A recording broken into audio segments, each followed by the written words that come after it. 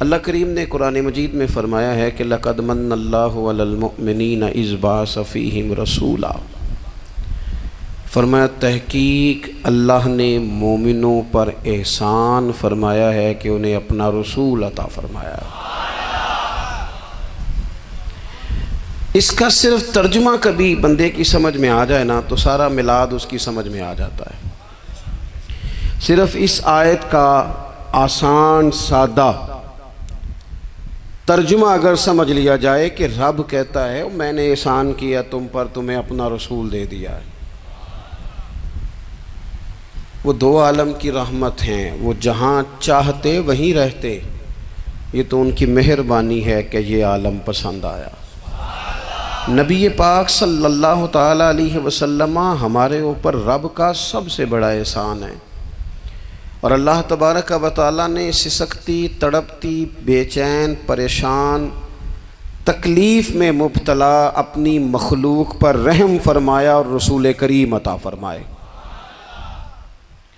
نبی پاک صلی اللہ تعالیٰ علیہ وسلم کی تشریف آوری نے ایک ایک ذرے پر احسان کیا، حضور سے ایک ایک نگر، ایک ایک پتا فیضیاب ہوا، لیکن بعض چیزیں ایسی ہیں جنہیں خصوصی طور پر سرکار نے نوازا، بعض معاملات پر خاص کرم نوازی حضور نے فرمائی۔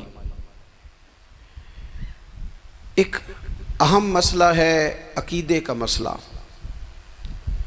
جس بندے کا کوئی عقیدہ نہیں نہ ہوتا، کوئی نظریہ نہیں ہوتا، کوئی اس شخص کا خاص مزاج نہیں ہوتا سمجھنے والا، ماننے والا، وہ بندہ بھی بیچارہ کوئی زندگی کا لطف نہیں اٹھا پاتا۔ اس کا کوئی نظریہ ہی نہیں ہے، کوئی سوچ ہی نہیں ہے، کوئی اس کی فکر ہی نہیں ہے اس نے کس طرف جانا ہے۔ عقیدہ نہ ہو بندے کا، یعنی دنیا میں معاذ اللہ کچھ ایسے لوگ پائے جاتے ہیں جو سرے سے اللہ تعالیٰ کوئی نہیں مانتے، زندگی کیسے گزرے گی؟ وہ اپنی توجہات کا قبلہ کسے بنائیں گے؟ اور پھر دنیا میں کچھ لوگ ایسے گزرے جو کئی خداؤں کے قائل، کئی، اور پھر اہل عرب کا تو یہ حال کہ 360 بتوں کے سامنے جھکتے۔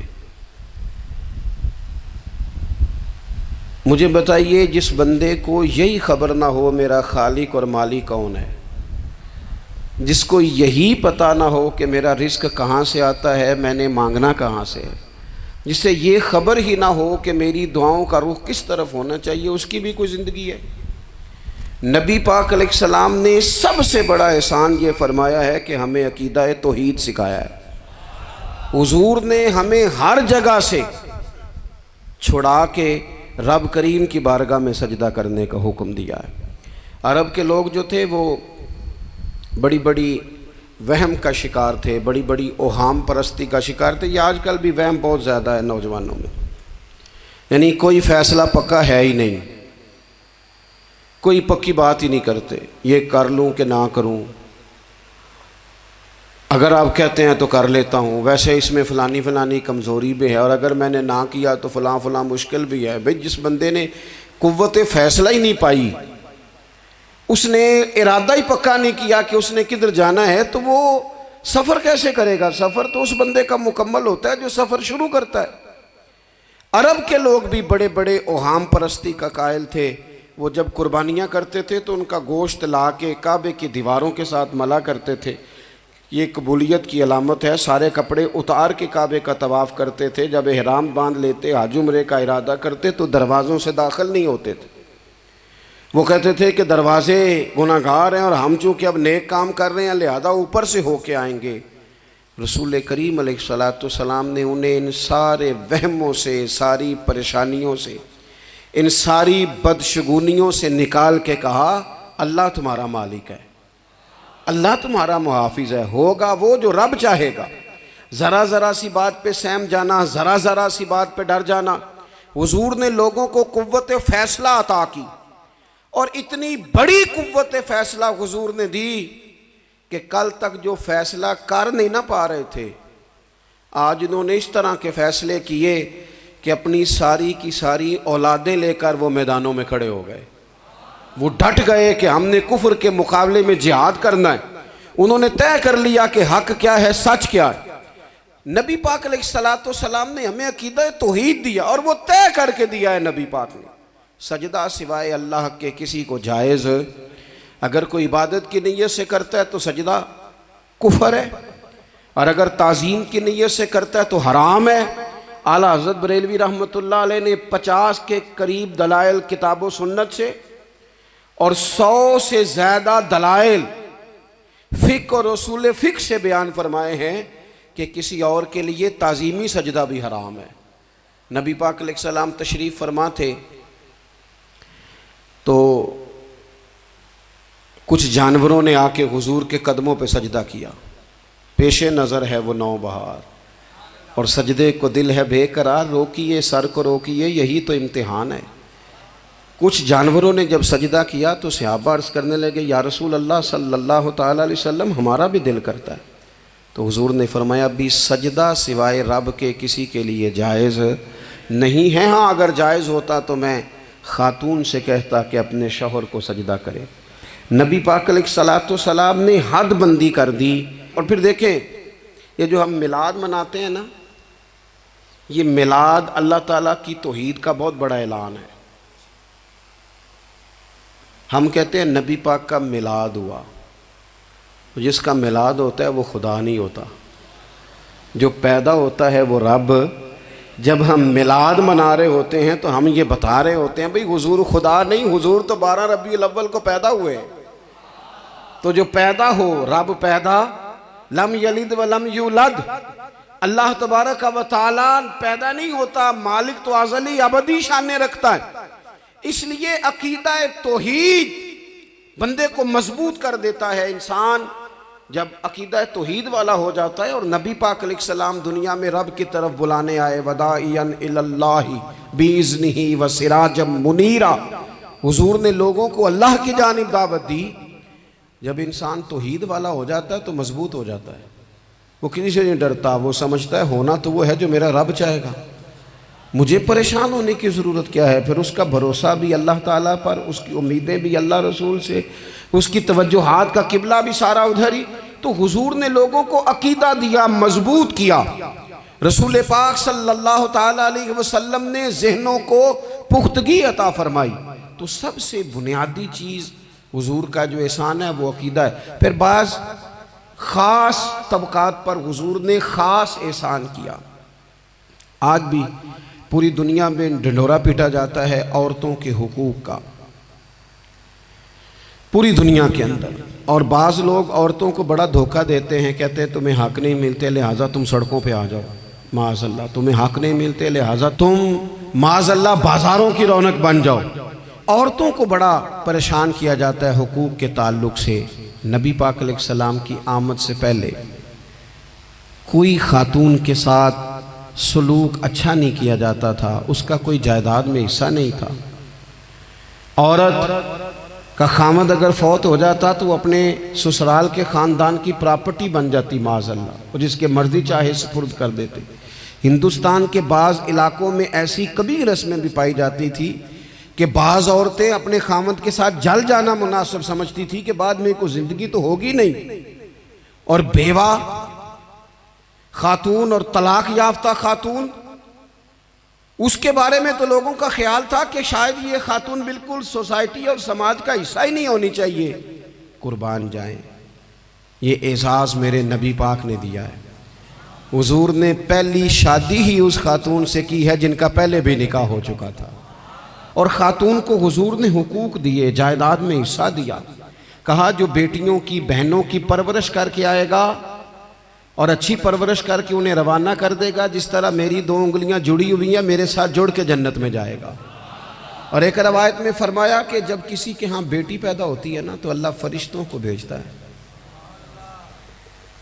اور وہ اس کے گرد کھڑے ہو جاتے ہیں اور گھر والوں کو سلام کہتے ہیں، اور کہتے ہیں یہ ضعیفہ ایک ضعیفہ سے پیدا ہوئی ہے، یہ کمزور یعنی صنف کے لحاظ سے کمزور نازک بچی ایک نازک ماں سے پیدا ہوئی ہے۔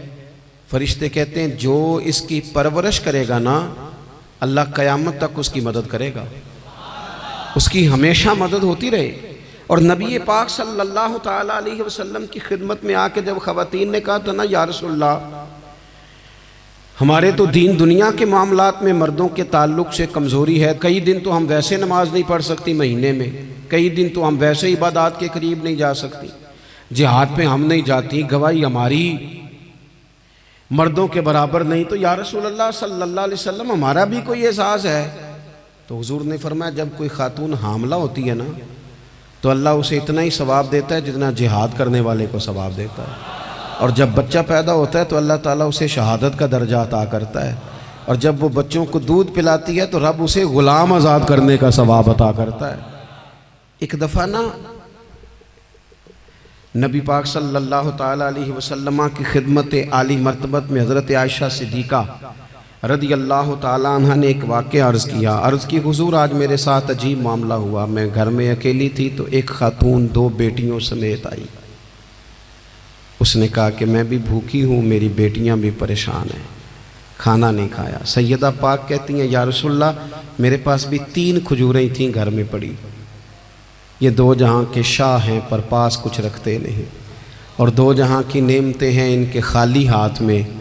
فرماتی ہیں وہ 3 کھجوریں میں نے ان 3 ماں بیٹیوں کو دے دی، ماں نے پہلے ایک کھجور دونوں بیٹیوں کو دی، پھر بچیاں وہ کھجور کھا کے ماں کی طرف دیکھنے لگی تو جو کھجور ماں کے پاس تھی اماں نے اس کے بھی 2 حصے کر کے بیٹیوں میں بانٹ دیے۔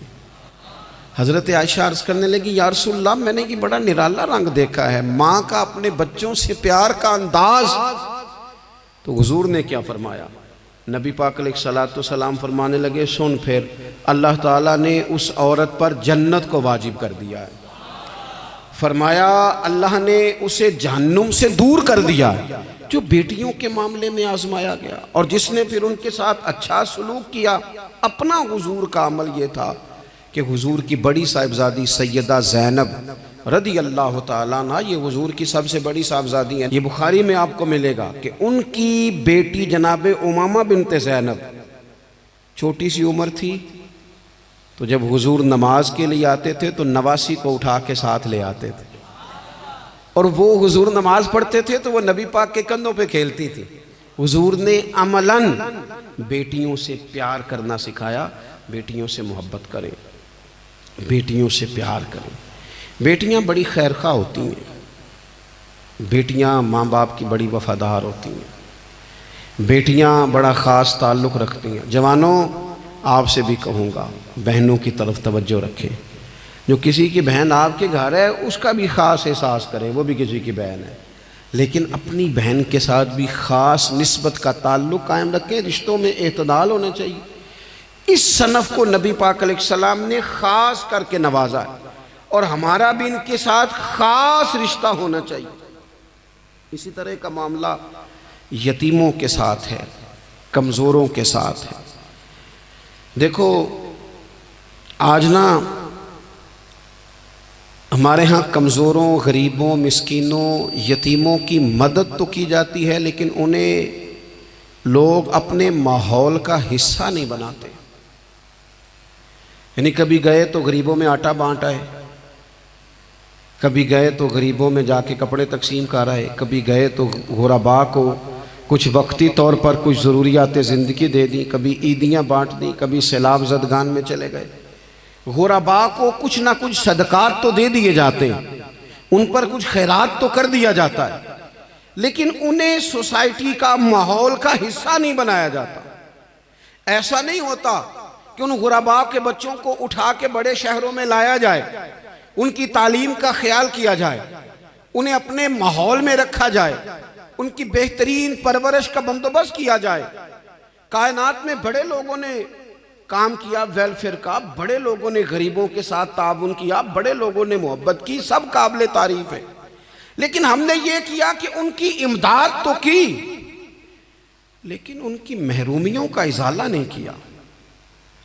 اور وہ امداد لے رہے تھے تو ان کی پچھلی نسل بھی امداد لے رہی تھی، یہ نسل بھی امداد لے رہی، اور خدا نہ کرے کہ اگلی نسل کو بھی امداد لینا پڑے۔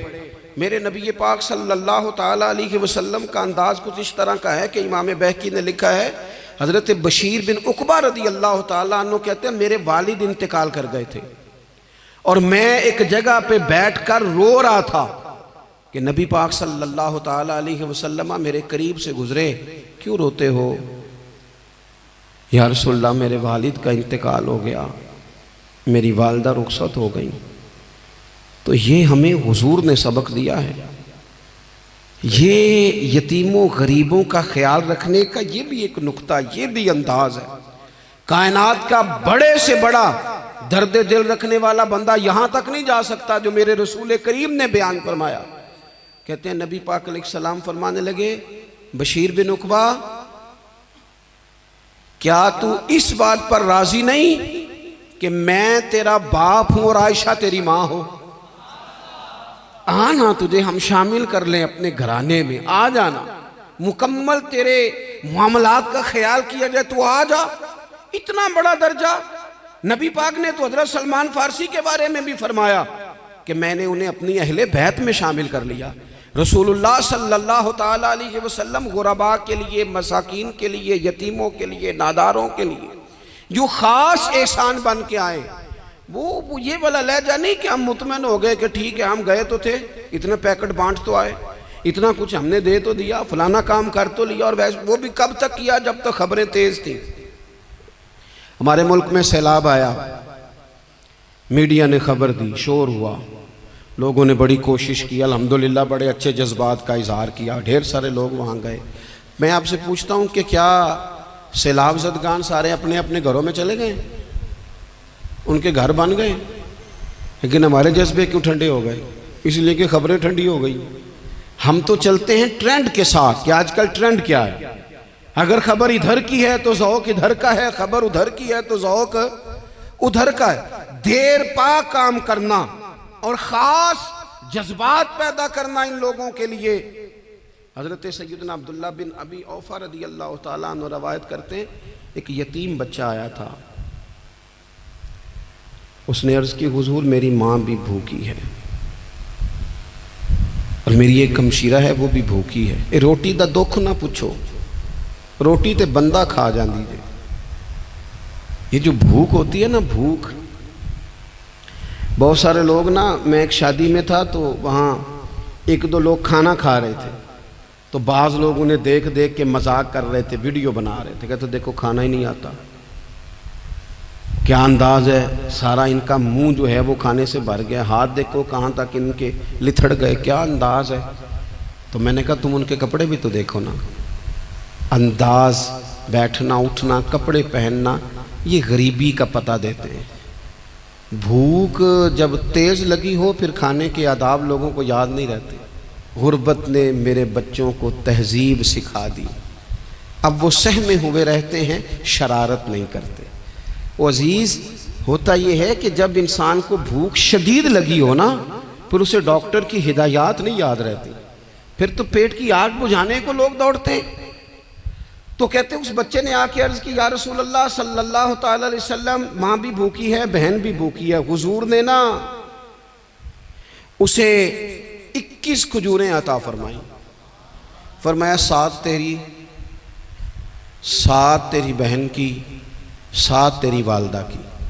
اور یہ حضور نے 21 کھجوریں دی ہیں، یہ نبی پاک نے 21 دی ہیں، ہاں یہ حضور نے 21 دی، اور حضور تو اشارہ بھی کر دینا تو پھر روٹی ساری زندگی ختم نہیں ہوتی۔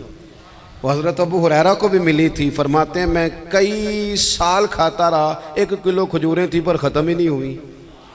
21 کھجوریں حضور نے دیں۔ حضرت معاذ بن جبل رضی اللہ تعالیٰ عنہ اٹھے اور دوڑ کے جا کے نا اس یتیم کے سر پہ ہاتھ پھیرا اور کہنے لگے، پتر اللہ تجھے اپنے والد کا جانشین بنائے۔ تو حضور فرمانے لگے، معاذ یہ تم نے کیا کیا؟ عرض کی حضور اس بچے کی بات سن کے میرا دل بھر آیا ہے، محبت نے انگڑائی لی ہے تو میں نے یتیم کے سر پہ ہاتھ پھیرا ہے۔ یہ دیکھو حضور کا رشتہ۔ نبی کریم فرمانے لگے، سن پھر جس نے کسی یتیم کے سر پر محبت سے ہاتھ ہی پھیر دیا نا، تو اللہ ہر بال کے بدلے اسے ایک نیکی بھی عطا کرے گا، ایک گناہ بھی معاف کرے گا، اور ایک درجہ بھی بلند فرمائے گا۔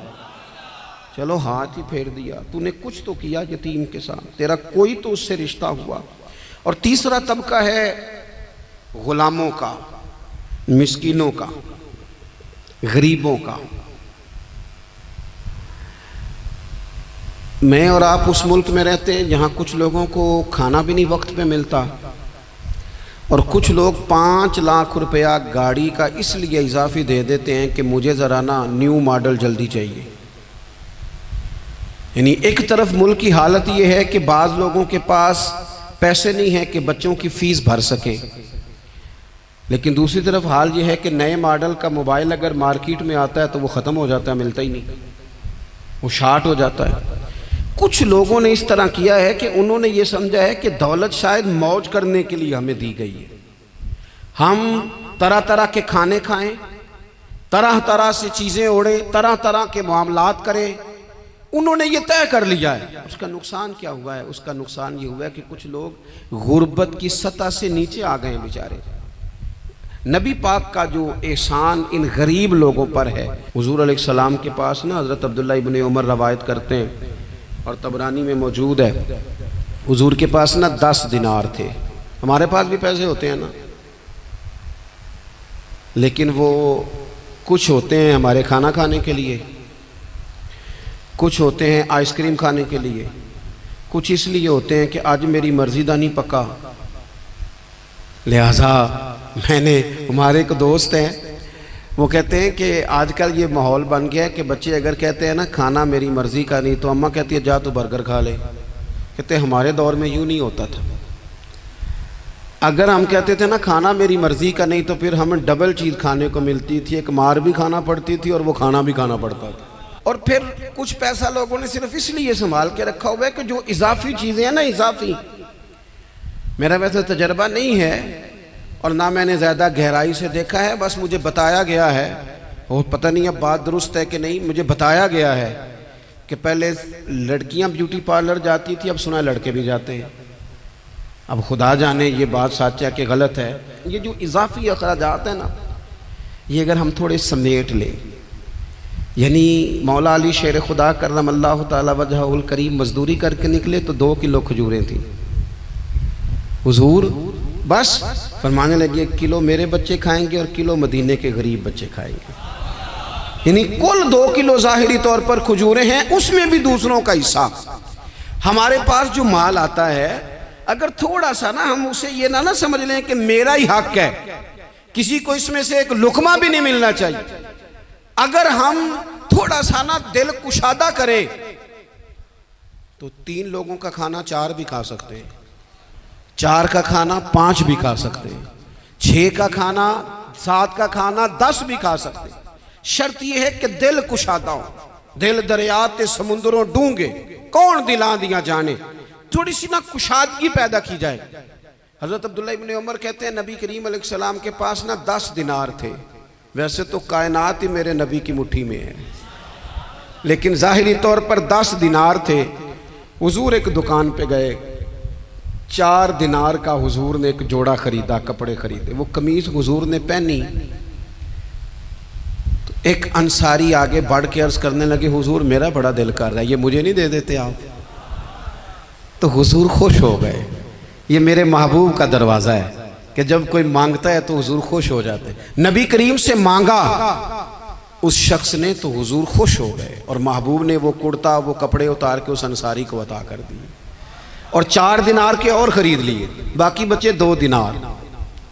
نبی کریم وہ لے کے نکلے، رخصت ہوئے گھر جانے کے لیے، تو رستے میں خاتون کو روتے ہوئے دیکھا، حضور رک گئے، فرمایا کیوں رو رہی ہو؟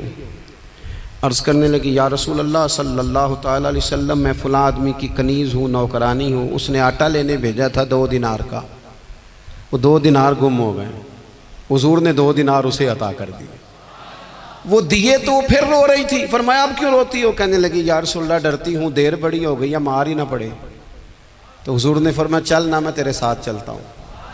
حضور ان کے گھر گئے، وہ اہل ایمان کا گھر تھا جن کی وہ کنیز تھی، جا کے کہا السلام علیکم، اندر سے جواب ہی نہیں آیا، پھر فرمایا السلام علیکم، کوئی جواب ہی نہیں آیا۔ محبوب کا طریقہ مبارکہ تھا 3 دفعہ دستک، پھر واپسی، تیسری دفعہ کہا السلام علیکم تو وہ سارے بول پڑے وعلیکم السلام یا رسول اللہ۔ حضور ماں باپ قربان، تو حضور فرمانے لگے میں نے پہلے بھی 2 دفعہ سلام لیا، بولا کوئی نہیں۔ کہا یا رسول اللہ اپنے نصیب تھے نا کہ ہم پہ سلامتیاں بھیج کون رہا ہے، ہم نے سوچا ذرا 3 دفعہ مل جائے سلامتی، ذرا مل جائے نا، حضور سلامتی بھیج رہے ہیں تو آتی رہے نا۔ تو محبوب کریم علیہ السلام فرمانے لگے یہ تمہاری کنیز وہاں کھڑی رو رہی تھی، اس بیچاری کے 2 دینار گم ہو گئے تھے، اسے دوبارہ سامان لاتے کچھ دیر ہو گئی، اس پر سختی نہ کرنا، مارنا نہ۔ غلام کہنے لگے حضور اس خاتون کے قربان جائیں جو ہمارے کریم رسول کو ہم جیسے غریبوں کے گھر تک لے آئی ہے، مارنا کیا، ہم اسے آزاد کرتے ہیں، یہ آزاد ہے اللہ کی رضا کے لیے۔ یہ دیکھو یہ میرے نبی پاک کا انداز ہے۔ حضور نکلے تو جناب عبداللہ ابن عمر فرماتے ہیں رسول کریم فرمانے لگے شکر ہے اللہ تعالیٰ کا، 10 دینار تھے، ایک انصاری نے بھی قمیض پہن لی، میں نے بھی قمیض پہن لی، اور رب نے ایک کنیز کو آزاد بھی فرما دیا۔ یہ انداز ہمیں نبی کریم نے دیا ہے کہ ہم اپنے دولتوں میں، اللہ کی عطاؤں میں غرباء کو، قریبیوں کو، رشتہ داروں کو، بہن بھائیوں کو تھوڑا شریک کر لیں، تاکہ وہ جو آسودگی اللہ نے ہمیں دی ہے اس میں سے دوسروں کو بھی کچھ نفع ملے۔ اور ایک بات آخر میں آپ کی خدمت میں یہ عرض کرنی ہے کہ جو زیر دست لوگ ہوتے ہیں نا، غلام، ملازم، نوکر، آپ اپنی زندگی کے مسائل دیکھ لیں، جن لوگوں کے پاس لاکھوں آتا ہے کبھی ہزاروں آنے لگ جائے تو پریشان ہو جاتے ہیں، تو جن کے پاس صرف سینکڑوں ہوتے ہیں، تو ایسا تو نہیں کہ آپ ہی ٹینشن میں ہیں اور آپ ہی کو غصہ آتا ہے، وہ بیچارہ کبھی نوکر بھی تو ٹینشن میں ہو سکتا ہے نا، ملازم کو بھی تو کبھی ٹینشن ہوتی ہے نا، اس کے ساتھ بھی تو مسائل وابستہ ہے نا۔ حضرت سیدنا ابو مسعود انصاری رضی اللہ تعالیٰ عنہ بیان کرتے ہیں کہ مجھے اپنے غلام پہ غصہ آیا تو میں اسے مار رہا تھا، نبی کریم تشریف لے آئے، حضور نے ایک جملہ کہا تو میں رو پڑا۔ حضور فرمانے لگے جتنا اختیار تجھے اس پر حاصل ہے نا، اس سے کہیں بڑھ کر رب کو تیرے اوپر اختیار حاصل ہے، لہٰذا اللہ سے ڈر، اس کے معاملے میں اللہ سے ڈر۔ اور پھر حضور تو صرف غلام نہیں، جانوروں کے حق تک کا خیال فرماتے۔ ایک جگہ تشریف لے گئے تو اونٹ آپ کے پیروں پہ سر رکھ کے رویا، نبی کریم نے اس کی پشت پہ ہاتھ پھیرا، فرمایا اس کے مالک کو بلاؤ نا۔ جب وہ آیا تو کیا ارشاد فرمایا؟ فرمایا تو اس کے معاملے میں اللہ سے نہیں ڈرتا، اس نے شکایت کی ہے کہ تو اس کی طاقت سے زیادہ بوجھ ڈالتا ہے، چارہ اور پانی بھی وقت پر نہیں دیتا۔ یہ حضور کے احسانات ہیں، ہمیں ان احسانات کا خاص خیال رکھنا چاہیے۔